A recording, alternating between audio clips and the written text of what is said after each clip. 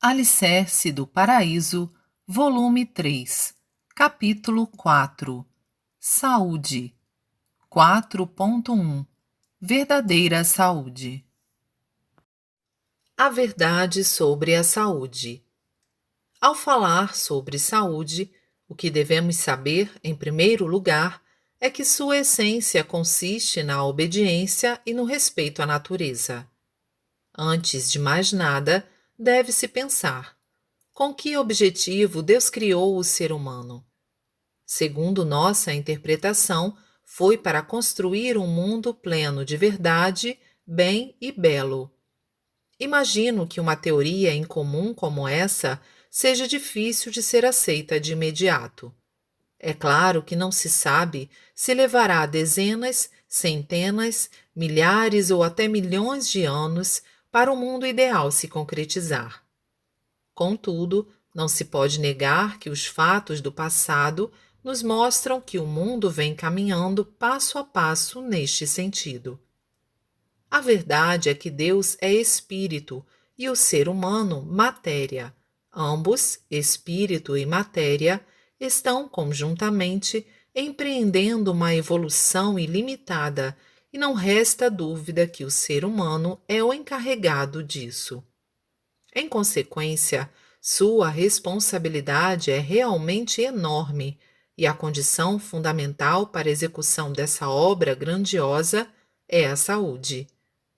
Assim sendo, Deus atribuiu uma missão a cada pessoa, concedendo-lhe, logicamente, a saúde necessária para cumpri-la. Com efeito, se ela perder a saúde, o sagrado objetivo de Deus não será alcançado. Tomando essa lógica por base e refletindo profundamente, concluiremos que a saúde é o estado original do ser humano e deveria ser o normal. Logo, é surpreendente que ele adoeça com tanta facilidade, ou seja, que seu corpo entre em estado de anormalidade. Sendo assim, compreender com clareza essa lógica e fazer com que o ser humano recupere seu estado normal de saúde está coerente com o objetivo de Deus. Nesse sentido, o que descobrimos quando analisamos o estado de anormalidade do corpo humano? Descobrimos que esse estado é devido às ações contrárias à natureza. Em vista disso, a verdadeira medicina é a que restaura a normalidade do corpo humano ao perceber tais ações e corrigi-las. Esta é a forma correta da medicina. Quais ações seriam, então, contrárias à natureza? Quando nasce, o ser humano alimenta-se de leite materno ou com o leite animal, pois ainda não tem dentes e seu aparelho digestório recém-formado é muito frágil. Gradualmente, porém, nascem-lhe os dentes e, à medida que suas funções orgânicas se desenvolvem, ele começa a ingerir alimentação adequada. Existe uma grande variedade de alimentos, cada um com sabor característico. O corpo humano, por sua vez, está dotado de paladar para que a pessoa possa comer com prazer. Além disso, o ar, o fogo e a água existem em proporções necessárias à sua saúde, de modo que tudo foi criado de maneira realmente perfeita. Quanto ao corpo humano, vejamos. Do cérebro se originam a razão, a memória e a emoção. Os objetos são criados com as mãos. A locomoção é feita livremente por meio das pernas, e o corpo está provido de partes necessárias, como cabelos, pele, unhas, olhos, nariz, boca, ouvidos, etc. Acrescente-se a isso que o corpo todo está recoberto de pele, a qual ressalta a beleza humana.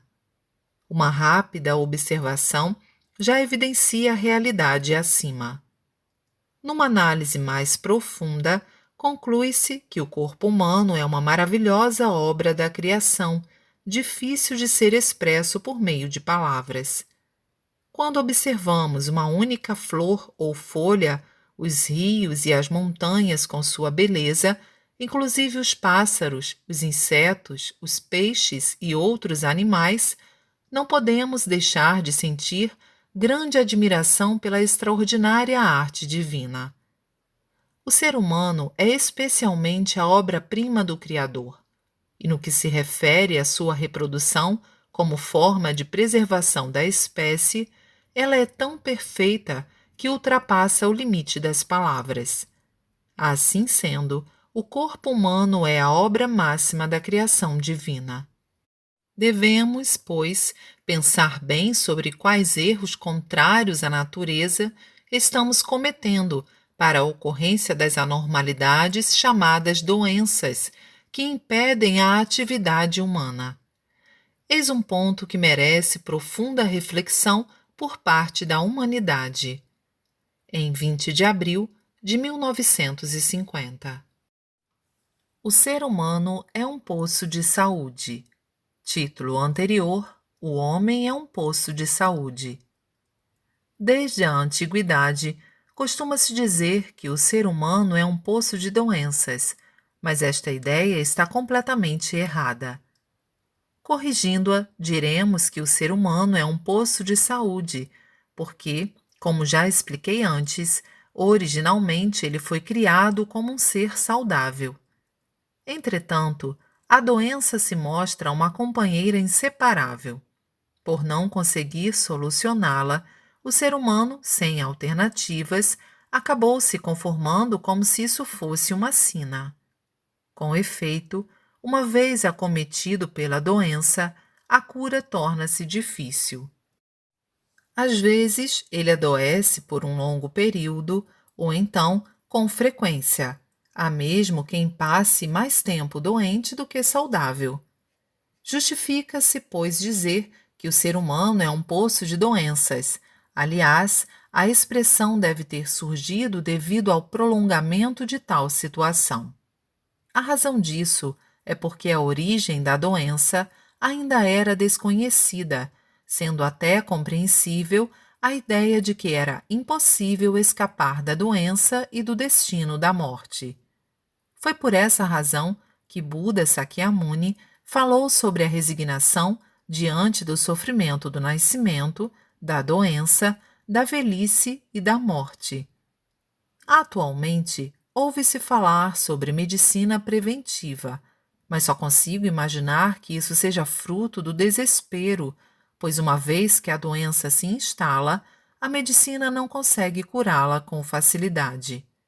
Isto porque, se o poder de cura da medicina fosse absoluto, nem haveria necessidade de pensar em uma medicina preventiva. Voltando ao assunto, gostaria de explicar quais são as ações contrárias à natureza que dão origem à doença. Quando adoece, a pessoa utiliza os medicamentos como se fossem um único recurso, e esse é o primeiro erro. Na medicina chinesa, os medicamentos são extraídos das ervas, raízes, caules e cascas das plantas. Quanto à medicina ocidental, esta busca seus produtos nos minerais, nos vegetais, etc. Tudo isso é fundamentalmente contrário à natureza. Pensem bem.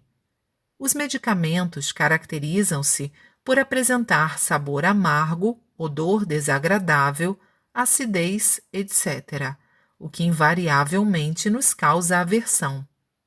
A conhecida expressão tirar da boca o gosto de remédio ilustra bem o fato. Por que é tão desagradável ingerir medicamentos? A resposta é a seguinte: Deus está mostrando que não se deve ingeri-los porque são tóxicos. O ópio utilizado para anestesiar e aliviar dores é extraído da papoula. Originariamente, Deus criou essa flor para alegrar os olhos do ser humano e jamais com o objetivo de que fosse introduzida em seu corpo. Um dos medicamentos que ultimamente está em evidência é a penicilina. Dizem que sua matéria-prima é um musgo, que também não foi criado para ingestão humana. Sua finalidade é proporcionar beleza às pedras e ao solo. Seguindo essa lógica, todos os alimentos foram criados para agradar ao paladar do homem. Desta forma, ingeri-los está de acordo com a natureza. Costuma-se dizer que determinados alimentos são mais nutritivos e que outros não o são, mas isso também, evidentemente, é um erro. Apesar de existir alguma diferença devido ao solo e ao clima da região, os alimentos ali produzidos são adequados às pessoas aí nascidas. Por essa razão, os orientais alimentam-se de arroz e os ocidentais de trigo. Da mesma forma, como o Japão é um país insular, significa que sua população deve comer peixe em abundância, não havendo nenhuma inconveniência que as pessoas do continente comam carne. Pelo mesmo raciocínio, a alimentação vegetariana dos agricultores está de acordo com a natureza. Isso porque essa é a alimentação adequada para suportar o trabalho físico contínuo. Desconhecendo esse princípio, a dietética, atualmente, tem recomendado que os agricultores comam carne e peixe. Entretanto, se eles assim o fizerem, sua capacidade de trabalho diminuirá. Já no caso dos pescadores, devido às refeições à base de peixe, não suportam o trabalho contínuo e, por essa razão, trabalham de maneira intermitente. Já que essa alimentação aguça os sentidos, é apropriada para a atividade da pesca, donde se conclui que a natureza é realmente perfeita. Em 20 de abril de 1950. A verdadeira saúde e a saúde aparente. É possível afirmar que a humanidade, ou pelo menos a maioria dos povos civilizados, é doente. A questão é que existem aqueles em que a doença já se manifestou, que são os doentes propriamente ditos, e aqueles em que ela ainda não ocorreu, que são os considerados sadios. Vou me deter à explicação sobre estes últimos. As pessoas em que a doença está para se manifestar são aquelas em que, embora possuam toxinas no corpo, a ação purificadora dos nódulos ainda não se iniciou. Assim, as pessoas verdadeiramente sadias são possuidoras de um corpo totalmente livre de toxinas e que não ocorrem processos purificadores. Em contrapartida, há aquelas que, mesmo possuindo toxinas, conseguem manter a saúde e desempenhar perfeitamente seu trabalho e atividades diárias. Dessa maneira, aos olhos de qualquer um, elas parecem saudáveis. Do mesmo modo, uma vez que dificilmente se descobre a presença das toxinas por meio dos exames feitos pela atual medicina, são consideradas saudáveis. No entanto, eu as denomino pessoas de saúde aparente. Fico horrorizado só de pensar no grande número de pessoas que atualmente estão vivendo carregando consigo uma bomba prestes a explodir. Desde os tempos antigos, afirma-se que o ser humano é um poço de doenças, mas essa expressão se refere exatamente à pessoa de saúde aparente. Diante da doença que leva à morte, os médicos costumam dizer, resignadamente, que chegou a hora do paciente, mas isso é uma bobagem. Na verdade, essa afirmação não é senão uma justificativa pela falta de força para curar a doença. Ultimamente, fala-se também em medicina preventiva, como sendo uma medicina diferente da medicina terapêutica, o que também não faz sentido. Tudo isso, creio eu, é para ocultar essa falta de força. Em 5 de fevereiro de 1947. Morte natural e morte antinatural. O que vem a ser a morte? Obviamente, é a interrupção da vida, que ocorre porque o corpo físico não consegue mais sobreviver. É como uma árvore que seca e morre. A morte tem várias causas, mas podemos dividi-la em dois grupos, natural e antinatural. A primeira é causada pelo esgotamento do tempo de vida concedido pelos céus. A segunda, por doença, catástrofe, assassinato, acidente, suicídio, etc. O correto é o ser humano encerrar a vida terrena por meio de morte natural, e, portanto, a morte antinatural constitui uma irregularidade. Um fato realmente incompreensível é que, apesar do avanço da cultura, a morte natural está diminuindo cada vez mais e a incidência de morte antinatural aumentando, principalmente a motivada por doenças. E por que razão, embora se registre um grande progresso em todos os campos da cultura, só no que se refere à vida humana ocorre exatamente o inverso? Deve existir aí uma grande falha que a humanidade não está percebendo. Ao invés de se levantar tal dúvida, mostra um interesse ilimitado por outros assuntos e permanece totalmente indiferente à questão da vida. Talvez esteja conformada, acreditando que nessa questão não existam alternativas. Isto ocorre porque todos sabem que nenhuma religião ou ciência do passado foi capaz de apresentar uma solução definitiva.